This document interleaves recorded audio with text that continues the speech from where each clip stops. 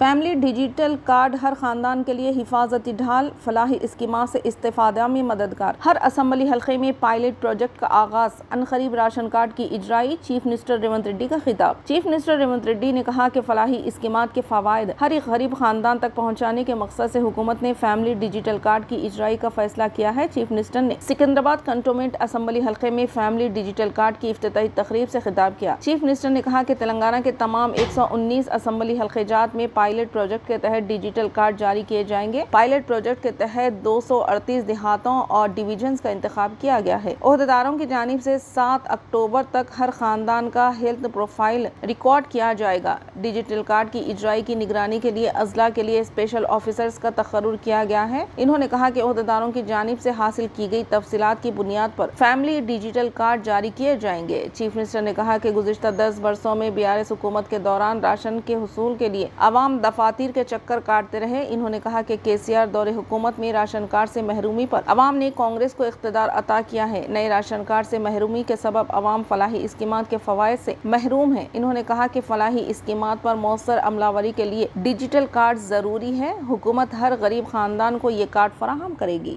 اس card پر ration, Arogya شری، face ری امبرسمنٹ جیسی سہولتوں سے استفادہ حاصل کیا جا سکتا ہے۔